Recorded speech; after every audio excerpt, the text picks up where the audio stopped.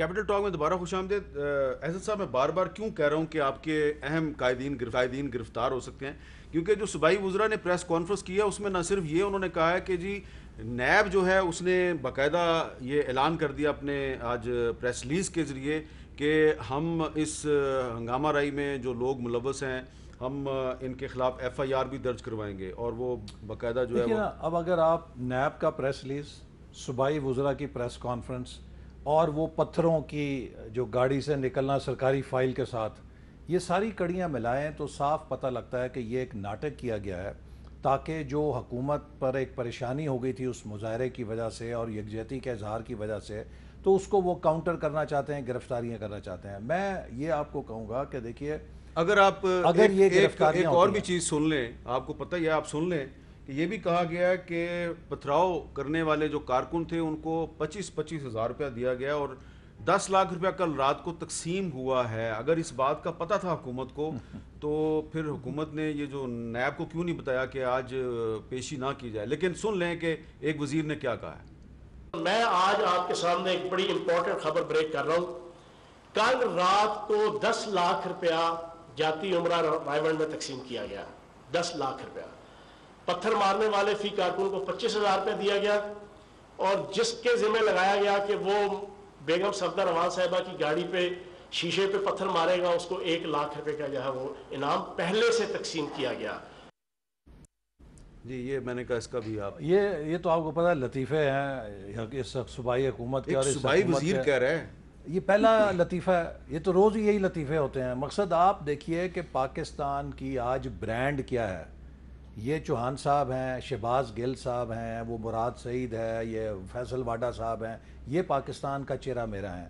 اب یہ جو پاکستانی سیاست کا انداز ہے یہ ہم نے پہلے کبھی آپ وزیر داخلہ رہے ہیں, مجھے یہ بتائیں کہ کیا ایڈمنسٹریشن پولیس کو یہ حکم دیتی ہے کبھی کہ آپ پتھر ماریں؟ نہیں, کبھی آج تک یہ ہم نے نہیں دیکھا. پولیس نے آج ہم نے دیکھا نا پتھر ماری تھی, لیکن کبھی پولیس پتھراؤ نہیں کرتی. کارکن بھی پتھر مارے تھے اور پولیس بھی پتھر ماری. پولیس پتھراؤ نہیں کرتی, پولیس لاٹھی چارج کرتی ہے, پولیس آنسو گیس استعمال کرتی ہے, پولیس کے پاس اپنے جو ذرائع ہیں وہ ان کو استعمال کرتی ہے. وہ کبھی مظاہرین کے ساتھ پتھراؤ میں نہیں شریک ہوتی. لیکن ہیونگ سیڈ دس, آپ نے جو سوال کیا تھا کہ اگر یہ گرفتار ہو تو کیا ہوگا, میں سمجھتا ہوں کہ تھینک یو ویری مچ. گرفتاریوں سے تحریکیں, گرفتاریوں سے ہی ماحول گرم ہوتا ہے. لیکن کیا ہم اس ملک کو کہ جس کی معیشت تباہ ہو چکی ہے, جو کرونا کی وجہ سے تباہ ہے, جو اس سے پہلے اس حکومت کی ہاتھوں تباہ ہو چکا تھا, نیگیٹو گروتھ میں ہے, آپ پولیٹیکل پولرائزیشن میں اس کو مزید لے جا کر کدھر لے کے جا رہے ہیں؟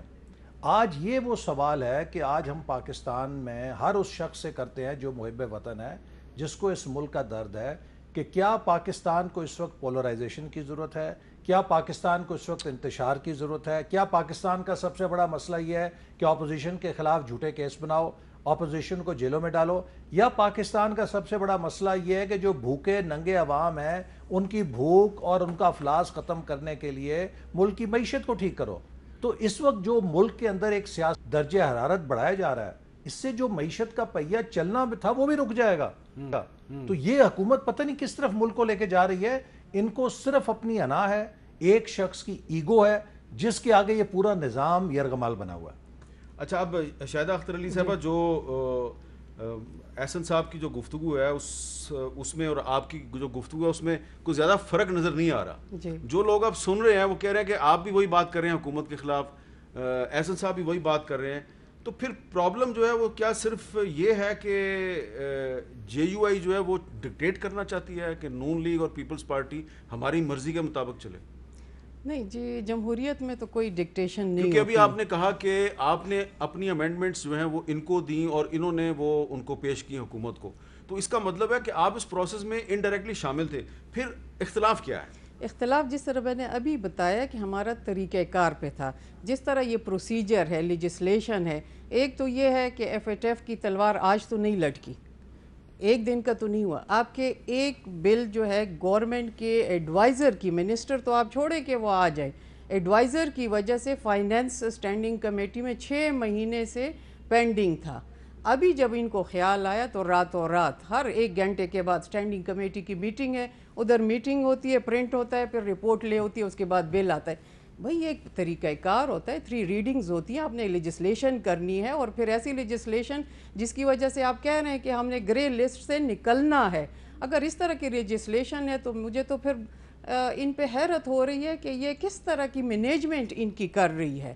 دوسرا یہ ہے کہ آپ اعتماد میں بھی نہیں لیتے, آپ کے پاس اسٹرینتھ بھی نہیں ہے, اور اپوزیشن کو اعتماد میں بھی نہیں لیتے. رات کو بھی میٹنگ ہوتی ہے, صبح بھی ہوتی ہے.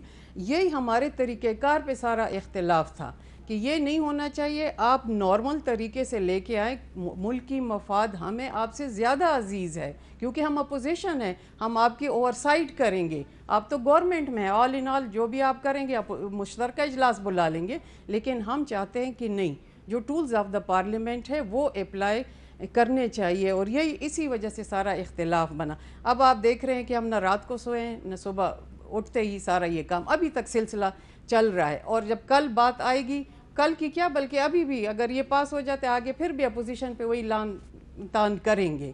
یہ بریو ذمہ اپنے آپ کو ہر لحاظ سے سمجھتے ہیں, اور ہم نہیں چاہتے کہ ان کی نااہلی کی وجہ سے پاکستان پہ کوئی حرف آئے. اور وہ حرف یہ چاہتے ہیں, اسکرپٹ لکھا گیا ہے, اور یہ چاہتے ہیں کہ جس طرح جے یو آئی کو آگے باہر کر رہے باقی پارٹی کے ساتھ بھی یہی, تو ہم یہ نہیں چاہتے. اور ہم اس پروسیس میں اس لیے کہ ہم ان کو دیکھیں, ہم سمجھیں ان بلوں کو اور ان کے جو منصوبے ہیں, اس لیے ہم اس میں کوشش کر رہے ہیں کہ جتنا بھی اس بلوں کا زہر ہے وہ نکل جائے. مسلم لیگ نون سے اور پیپلز پارٹی سے ہے, اس کو دور کرنے کے لیے مزید کتنے دن درکار ہیں؟